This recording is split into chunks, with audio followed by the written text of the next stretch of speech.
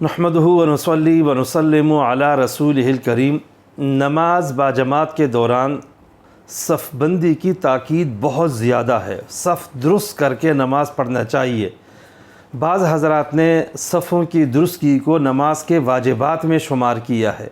اکثر حضرات نے واجبات میں تو شمار نہیں کیا، سنت مؤکدہ شمار کیا ہے، لیکن بالاتفاق یہ آکد السنن ہے۔ تمام سنتوں میں بہت زیادہ مؤکد سنت ہے۔ مشکوٰۃ المصابیح میں نعمان بن بشیر رضی اللہ تعالی عنہ کی روایت نقل کی گئی ہے۔ آپ صلی اللہ علیہ وسلم ہمیں صف بندی کا باقاعدہ طریقہ سکھاتے تھے، اور کافی عرصہ آپ نے ہمیں طریقہ سکھایا، یہاں تک کہ آپ صلی اللہ علیہ وسلم کو یقین ہو گیا کہ ہم نے آپ سے طریقہ سیکھ لیا ہے۔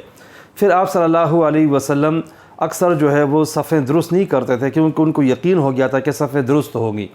اچانک ایک مرتبہ آپ صلی اللہ علیہ وسلم نے پیچھے مڑ کر دیکھا، فرآ رجلا خارجا صدرہ عن الصف، ایک شخص کو دیکھا کہ اس کا سینہ صف سے آگے نکلا ہوا ہے۔ تو آپ صلی اللہ علیہ وسلم نے ارشاد فرمایا، یا عباد اللہ لتصون صفوفکم او لیخالفن اللہ بین قلوبکم وفی روایت بین وجوہکم، اے اللہ کے بندو صفوں کو لازمی طور پر درست کرو، ورنہ اللہ تبارک و تعالیٰ تمہارے دلوں میں مخالفت پیدا کر دیں گے یا تمہارے چہروں کو بگاڑ دیں گے۔ چنانچہ جو ہمارے ہاں آپس میں حسد، کینہ، دشمنی ہے، اس کی وجہ یہ بھی ہے کہ ہم صفوں کا خیال نہیں رکھتے، صف بندی کا خیال نہیں رکھتے، جس کی وجہ سے ہمارے دل آپس میں ایک دوسرے سے مختلف ہوتے ہیں اور کینہ اور بغض اور حسد ہوتا ہے۔ اس لیے صف بندی کی بہت زیادہ اہمیت ہے۔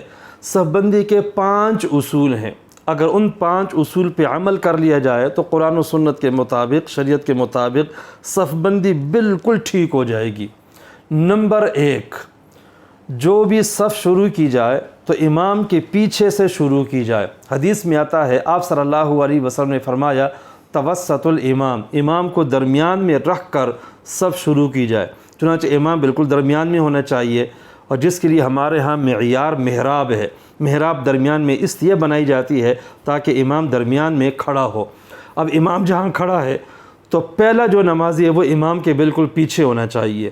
دوسرا جو امامی نمازی ہے وہ اس کے دائیں طرف ہو، پھر تیسرا بائیں طرف ہو، پھر دائیں طرف، پھر بائیں طرف، اس طرح صف درمیان سے شروع کی جائے اور آخر تک توازن کے ساتھ مکمل ہو جائے۔ تو دوسری صف بھی امام کے بالکل پیچھے سے دوسری صف شروع کی جائے، پھر اس کے بعد پھر دائیں طرف، پھر بائیں طرف، پھر دائیں، پھر بائیں، آخر تک یوں صف جائے۔ پھر تیسری، چوتھی، پانچویں، سب کے اندر یہی ترتیب ہے کہ جب بھی نئی صف شروع کی جائے تو وہ بالکل درمیان سے شروع کی جائے۔ دوسرا اصول یہ ہے کہ بہت ساری صفیں ہیں، تو جب تک اگلی صف کے اندر جگہ موجود ہے تو نئی صف بنانا جائز نہیں ہے، اور اگر کسی نے بنا دی ہے تو پیچھے نئی صف میں کھڑا ہونا درست نہیں ہے، بلکہ حکم یہ ہے کہ پہلی صف کو پر کیا جائے۔ حتیٰ کہ اگر کسی نے صف بنا لی اور وہ پیچھے کھڑا ہو گیا، آگے جگہ خالی ہے، تو آنے والے کے لیے جائز ہے کہ جو پیچھے کھڑا ہے اس کے آگے سے گزر کر جائے اور صف کو درست کرے۔ آپ صلی اللہ علیہ وسلم کی حدیث ہے، وَسُدُّ الْخَلَلْ، جہاں پہ خلل ہے اس کو پورا کیا جائے۔ اور جو بندہ صف درست کرنے کے لیے قدم اٹھاتا ہے، اللہ تبارک و تعالیٰ اس قدم اٹھانے پہ بھی ثواب عطا فرماتے ہیں۔ تو دوسرا اصول یہ ہوا کہ جب تک اگلی صف کے اندر جگہ موجود ہے تو نئی صف نہ بنائی جائے۔ تیسرا اصول یہ ہے کہ جو صف ہے وہ شروع سے آخر تک مکمل سیدھی ہونی چاہیے، وہ آگے پیچھے نہ ہو۔ اور اس کا صحیح طریقہ یہ ہے کہ تمام کے تمام نمازی صف کے آخری کنارے پہ، پیچھے آخری کنارے پہ اپنے پاؤں کا جو پچھلا حصہ ایڑیاں ہیں وہ رکھے۔ جب سب کے سب نمازی اسی لکیر پہ آخری کنارے پہ یوں اپنے ایڑیاں رکھیں گے تو وہ سب پیچھے سے بالکل برابر ہو جائے گی۔ آگے سے اگر کسی کے پاؤں لمبے ہیں یا پیٹ نکلا ہوا ہے، اس سے کوئی فرق نہیں پڑے گا، لیکن پیچھے سے سب ٹھیک ہونی چاہیے۔ چنانچہ آپ صلی اللہ علیہ وسلم اور خلفائے راشدین جب صفیں درست کیا کرتے تھے تو وہ پیچھے گردن کی طرف سے دیکھا کرتے تھے اور گردن پہ یوں ہاتھ لگاتے تھے۔